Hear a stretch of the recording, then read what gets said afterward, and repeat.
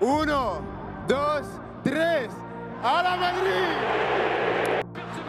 ኪሊያን ኤምባፔ ከፖንዴ ጎዳናዎች እስከ ትልቁ ሪያል ማድሪድ ከህልሙ በላይ ከሚሮጠው ትንሽ ልጅ እስከ የእግር ኳስ ታሪክን እንደ አዲስ ወደ መጻፍ ይህ የእግር ኳስ ብቻ አይደለም የአንድ ክስተት ታሪክ እንጂ ኪሊያን ኤምባፔ እንደ ዩሮፒያን አቆጣጠር በታህሳስ 20 1998 በፓሪስ ፍራንስ የተወለደ ሲሆን እድገቱ ግን ብዙ ስደተኞች በሚኖሩባት መንደር ፖንዴ ነበር የጀመረው አባቱ ዊልፍራይድ የእግር ኳስ አሰልጣኝ የነበረ ሲሆን እናቱ ፋይዝ ደግሞ የእጅ ኳስ ተጫዋች ነበረች ለኪሊያን እግር ኳስ ፍላጎት ብቻ አልነበረም በዲኤንኤ ውስጥ አብሮ የተፈጠረ እንጂ በ11 ዓመቱ ኤምባፔ አይኤንኤፍ ክሌርፎንቴን አካዳሚ ተቀላቅሎ የነበረ ሲሆን በወቅቱ የነበሩት አሰልጣኞች ኤምባፔ የተለየ ብቃት ያለው ተጫዋች መሆኑን ለመለየት ጊዜ አልፈጀባቸውም ነበር ፍጥነት ብቻ ሳይሆን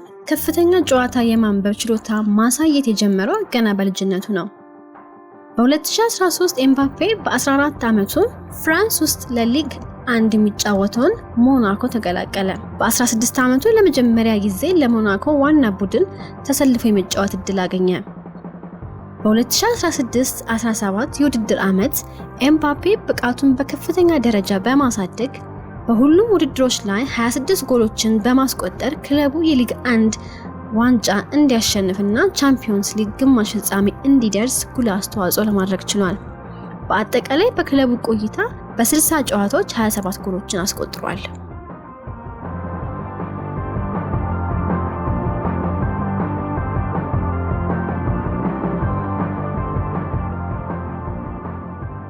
ፓሪስ ሴንት ጀርመን እንደ ኮከብ ያበራበት ዘመን በ2017 ፒኤስጂ ታሪክ በመስራት ኤምባፔ በ180 ሚሊዮን ፓውንድ አስፈረመ።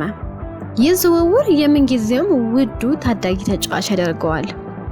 በተመሳሳይ ዓመት ለፒኤስጂ ከፈረመው ብራዚላዊ ኮከብ ኔይማር ጋር በመሆን ኤምባፔ ለ3 ተከታታይ ዓመታት ፒኤስጂ የሊግ 1 ዋንጫን እንዲበላ ጉልህ ሚና ተጫውቷል። ኤምባፔ በ2008-19 የውድድር ዓመት 33 ጎሎችን በማስቆጠር የውድድር ዓመቱ ኮከብ ተጫዋች ለመሆን ችሏል። ለቀጣይ 3 የውድድር ዘመን የሊጉ ከፍተኛ ጎል አስቆጣሪ መሆን ሲችል በ2020-21 እና በ2021-22 የውድድር ዘመን ምርጥ ተጫዋችነትን ለማሸነፍ ችሏል። በ2021 ፒኤስጂ ሌላኛውን የዓለማችን ኮከብ ሊዮኔል መሲን አስፈርሞ በእግር ኳስ ታሪክ የላቀ የእግር ኳስ ችሎታ ያላቸውን ሶስቱን የፊት መስመር አጥቂዎች ኤምባፔ፣ ኔይማር እና ሜሲን በአንድ ላይ ለማጫወት ችሎ ነበር። በዛው ዓመት 2021-22 የሊግ 1 ዋንጫ ማሸነፍ የቻለ ሲሆን በ2022-23 ለ5 ተከታታይ ጊዜ የሊግ 1 ከፍተኛ ጎል አስቆጣሪ ሆኖ ለመጨረስ ችሏል። ኤምባፔ ለ7 ዓመታት የፒኤስጂ የማጥቃት የልብ ምት መሪ፣ ሪከርድ ሰባሪ እንዲሁም የፓሪሱ የኩራት ምልክት ሆነ። በክለቡ ቆይታ 6 ጊዜ የሊግ 1 አሸናፊ፣ 3 ጊዜ የፍሬንች ካፕ አሸናፊ፣ 4 ጊዜ የፍሬንች ሱፐር ካፕ አሸናፊ ለመሆን ሲችል በ308 ጨዋታዎች 256 ጎሎችን በማስቆጠር የፒኤስጂ የምንጊዜውም ከፍተኛ ጎል አስቆጣሪ ሆኗል። ከዚህ በተጨማሪ ለ26 ተከታታይ ጊዜ የሊግ 1ን ከፍተኛ ጎል አስቆጣሪ ሆኗል።